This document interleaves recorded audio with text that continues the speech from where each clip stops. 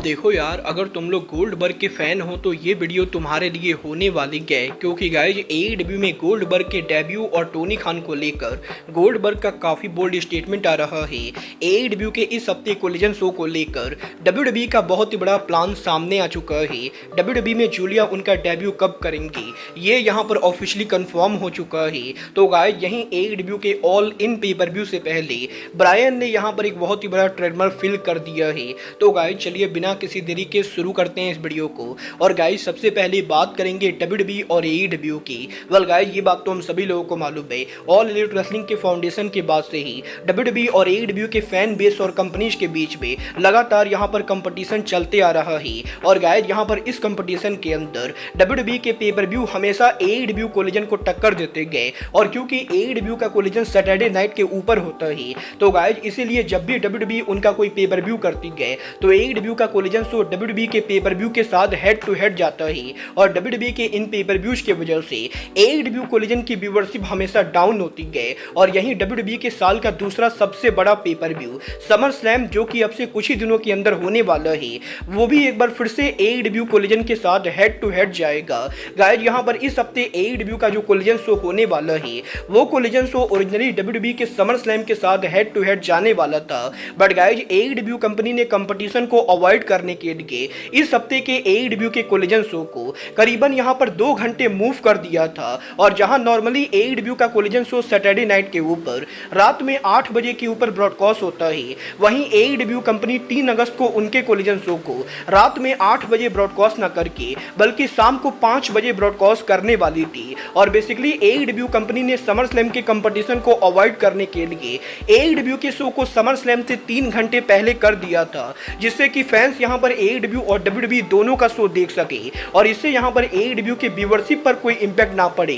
But guys यहां पर AEW के ऐसा करने के बाद भी डब्ल्यूडब्ल्यूई कंपनी एईडब्ल्यू का पीछा नहीं छोड़ रही है, क्योंकि अब यहां पर एक बार फिर से डब्ल्यूडब्ल्यूई की तरफ से कोलिजन के व्यूअरशिप को डाउन करने के लिए बड़ी चाल चल चुकी है। गाइस यहां पर डब्ल्यूडब्ल्यूई ने आज ये ऑफिशियली अनाउंस कर दिया है कि डब्ल्यूडब्ल्यूई के समर स्लैम के मेन पेपर व्यू के शुरू होने से पहले समर स्लैम को लेकर डब्ल्यूडब्ल्यूई 3 घंटे का प्री शो करने वाली है। और जहां नॉर्मली डब्ल्यूडब्ल्यूई के शोज के प्री शो 1 या 2 घंटे के होते गए, वहीं पहली बार ऐसा होने वाला है जब डब्ल्यूडब्ल्यूई उनके शो के प्री शो को 3 घंटे का करेगी। और बेसिकली डब्ल्यूडब्ल्यूई का summer slam pay per view Saturday night के ऊपर शाम को 4 बजे शुरू होने वाला है। और गाइज अब जबकि डब्ल्यूडब्ल्यूई का summer slam pay per view Saturday night को शाम को 4 बजे शुरू होगा, तो फाइनली यहां पर एक बार फिर से एईडब्ल्यू का कोलिजन शो समर स्लैम के साथ हेड टू हेड जाने वाला है। और गाइज डब्ल्यूओएन ने भी ये कंफर्म किया है कि डब्ल्यूडब्ल्यूई जानबूझकर समर स्लैम के प्री शो को 1 या 2 घंटे नहीं बल्कि 3 घंटे का कर रही है, क्योंकि डब्ल्यूडब्ल्यूई कंपनी यहां पर एईडब्ल्यू कोलिजन को डाउन करना चाहती है।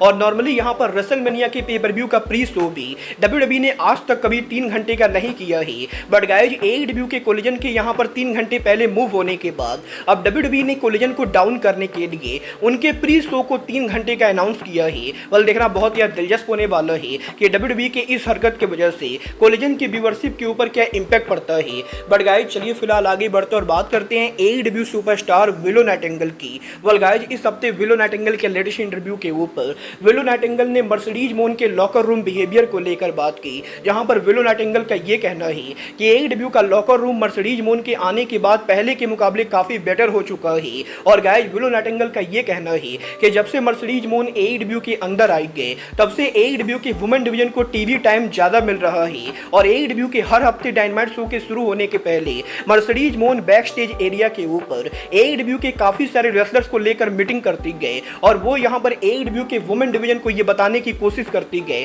कि वो टीवी के ऊपर उनके कैरेक्टर को और कैसे इंप्रूव कर सकते गए। और गाइज विलो नाइटिंगेल का ये कहना है कि वो यहाँ पर इस चीज को देखकर काफी हैप्पी गए कि मर्सिडीज मोन के एईडब्ल्यू के ज्वाइन करने के कुछ ही दिनों के अंदर वो किस तरीके से वुमेन डिवीजन को लीड कर रही गए। और वो यहाँ पर ये होप करती गए कि मर्सिडीज मोन आगे भी ऐसे ही वुमेन डिवीजन को लीड करती रहेंगी। वाला भी तो आने वाला टाइम बताएगा कि मर्सिडीज मोन एईडब्ल्यू के वुमेन डिवीजन पर क्या इंपैक्ट डालेंगी। गाइज चलिए फिलहाल आगे बढ़ते हैं और बात करते हैं डब्ल्यूडब्ल्यूई में गोलिया के डेब्यू करने की। गाइज यहाँ पर ये बात तो हम सभी लोगों को मालूम है कि आज से करीबन 3 महीने पहले रेसलमेनिया वीकेंड में डब्ल्यूडब्ल्यूई ने जूलिया को कॉन्ट्रैक्ट में साइन कर लिया था। और 3 महीने पहले जूलिया के साइन होने के बाद भी वो यहाँ पर डब्ल्यूडब्ल्यूई पर काम ना करके बल्कि मारी गोल्ड पर काम कर रही थी। बट आज यहाँ पर मारी गोल्ड के लेटेस्ट शो के ऊपर जूलिया ने ऑफिशियली ये अनाउंस कर दिया है कि अब से यहाँ पर मात्र 20 दिनों के अंदर वो यहाँ पर मारी गोल्ड जापानीज रेसलिंग को लीव करने वाले गए और 19 अगस्त को मारी गोल्ड रेसलिंग के अंदर जूलिया यहाँ पर उनका आखिरी मैच रेसल करेंगी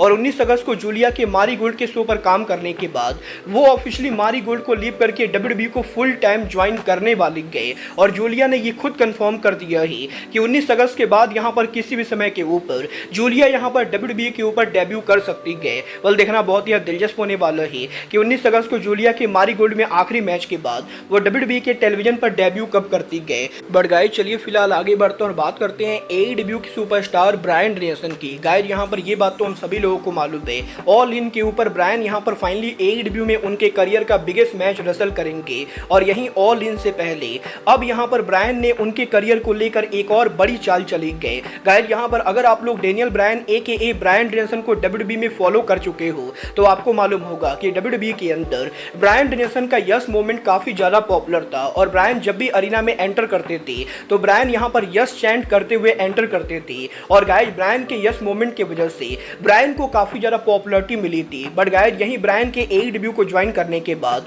ब्रायन यहाँ पर एईडब्ल्यू के अंदर नॉर्मली यस चैंट नहीं करते गए क्योंकि गाइस ब्रायन का ये जो यस चैंट है इसका ट्रेडमार्क यहाँ पर ब्रायन के पास नहीं बल्कि डब्ल्यूडब्ल्यूई के पास है और अगर यहाँ पर ब्रायन एईडब्ल्यू के टेलीविजन के ऊपर यस चैंट करेंगे तो डब्ल्यूडब्ल्यूई ब्रायन के ऊपर यहाँ पर लॉसूट फाइल कर सकती है। बट गाइस अब यहाँ पर फाइनली एईडब्ल्यू के अंदर ब्रायन यहाँ पर उनका यस चैंट करने वाले गए क्योंकि गाइस ब्रायन के यस मूवमेंट को लेकर डब्ल्यूडब्ल्यूई के पास जो ट्रेडमार्क था वो ट्रेडमार्क ऑफिशियली ओवर हो चुका है और डब्ल्यूडब्ल्यूई के ट्रेडमार्क लाइसेंस ओवर होने के बाद इस हफ्ते ब्रायन ने अमेरिका के अंदर यस चैंट को लेकर उनकी तरफ से ऑफिशियल ट्रेडमार्क फिल कर दिया है और ब्रायन के यस ट्रेडमार्क फिल करने के बाद अब बहुत ही जल्द ब्रायन को उनके यस चैंट का ट्रेडमार्क मिलने वाला है और जैसे ही ब्रायन को यस चैंट का ट्रेडमार्क मिलेगा वो यहाँ पर इस चीज को एईडब्ल्यू के अंदर कंटिन्यू करेंगे और आप लोग ये मानकर चल सकते हो कि वेम्बली स्टेडियम में ऑल इन के ऊपर ब्रायन यहाँ पर यस चैंट करते हुए अरीना में अराइव होने वाले गए। बल देखना बहुत ही दिलचस्प होने वाला है कि एईडब्ल्यू के अंदर यहाँ पर ब्रायन डेनियल्सन ऑल इन पर यस मोमेंट क्रिएट करते हैं या नहीं।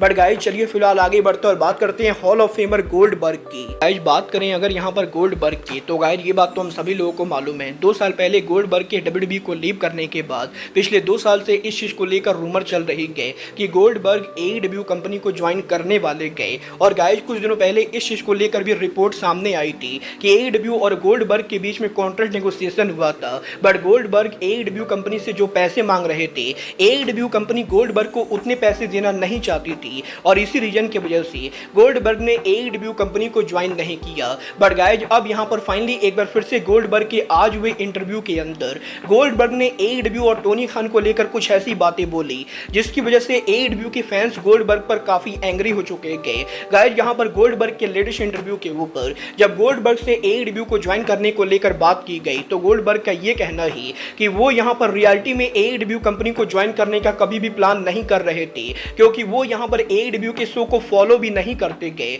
और जहां तक बात रही गोल्डबर्ग के डेब्यू करने की तो गोल्डबर्ग यहाँ पर एईडब्ल्यू कंपनी को ज्वाइन करने का सिर्फ इसलिए सोच रहे थे ताकि वो यहाँ पर स्टिंग के रिटायरमेंट के अंदर शामिल हो सके। बट गाइस अब जबकि स्टिंग यहाँ पर रिटायर हो चुके गए तो गाइस गोल्डबर्ग को एईडब्ल्यू ज्वाइन करने में कोई भी इंटरेस्ट नहीं गए और यहाँ पर गोल्डबर्ग ने एईडब्ल्यू के प्रेसिडेंट टोनी खान को टीएनए रेसलिंग की फॉर्मर प्रेसिडेंट डिक्सी कार्टर से कंपेयर किया है और गोल्डबर्ग का ये कहना है कि टोनी खान जिस तरीके से एईडब्ल्यू में चीजों को हैंडल करते गए उन्हें देखकर यहाँ पर गोल्डबर्ग को डिक्सी कार्टर की याद आती गई और गाइस टोनी खान को डिक्सी कार्टर से कंपेयर करते हुए गोल्डबर्ग इनडायरेक्टली एईडब्ल्यू और टोनी खान को मॉक करते गए। और इसके बाद यहाँ पर इसी सेम इंटरव्यू के अंदर गोल्डबर्ग यहाँ पर डब्ल्यूडब्ल्यूई और डब्ल्यूडब्ल्यूई के new head of creative triple H की काफी ज्यादा तारीफ करते गए जहां पर गोल्डबर्ग ये बोलते गए कि ट्रिपल एच के डब्ल्यूडब्ल्यूई पर हेड ऑफ क्रिएटिव बनने के बाद वो कंपनी को काफी बढ़िया तरीके से रन कर रहे गए और गोल्डबर्ग ट्रिपल एच के वर्क के बहुत ही बड़े फैन थे। वेल गाइस जिस तरीके से गोल्डबर्ग ने मात्र 6 महीनों के अंदर उनकी बातों को बदला है उसे देखकर मैं गारंटी से बोल सकता हूँ कि गोल्डबर्ग 100% एईडब्ल्यू पर कभी भी आने वाले नहीं गए क्योंकि गोल्डबर्ग वही इंसान थे जो आज से करीबन 6 महीने पहले डब्ल्यूडब्ल्यूई ट्रिपल एच और विंस मैकमैन की काफी ज्यादा बुराई करता था और गाइस यही एईडब्ल्यू के साथ कॉन्ट्रैक्ट नेगोशिएशन के अंदर गोल्डबर्ग के मनमानी पैसे ना मिलने के बाद अब गोल्डबर्ग एक बार फिर से डब्ल्यूडब्ल्यूई को सपोर्ट करते हुए इस बार एईडब्ल्यू और टोनी खान की बुराई कर रहे गए और गाइस डेफिनेटली यहां पर गोल्डबर्ग ये ट्राई कर रहे गए कि पॉसिबली वो यहां पर डब्ल्यूडब्ल्यूई के ऊपर वापस जाकर रिटायरमेंट मैच रेसल कर सके क्योंकि क्योंकि गाइज ये तो बिल्कुल ही क्लियर है कि टोनी खान अब गोल्डबर्ग को AEW पर लेने वाले रहेंगे। वेल गाइज देखना बहुत ही दिलचस्प होने वाला है कि क्या यहाँ पर WWE और TKO के द्वारा गोल्डबर्ग को कंपनी के ऊपर वापस लिया जाता है या नहीं। वेल आपको क्या लगता है, गोल्डबर्ग को WWE पर रिटर्न होना चाहिए या नहीं, आप लोग मुझे कमेंट करके बताएंगे। बट गाइज अब आज के इस वीडियो में बस इतना ही। मैं मिलता हूँ आपसे अपने अगले वीडियो में। बट गाइज तब तक के लिए goodbye, good night and bang.